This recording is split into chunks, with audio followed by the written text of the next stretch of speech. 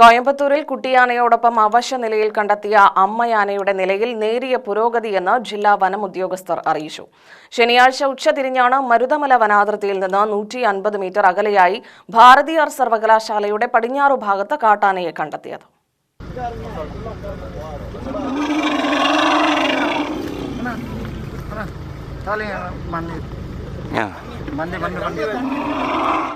Coimbatore forest റേഞ്ചിലാണ് സംഭവം.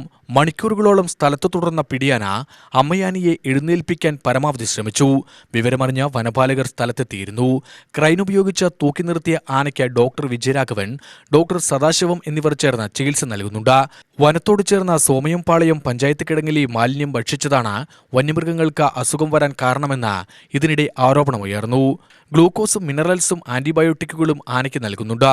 പുരോഗതി കൈവരിക്കുന്നത് അനുസരിച്ച് ആനയെ കാട്ടിലേക്ക് തിരിച്ചയക്കും.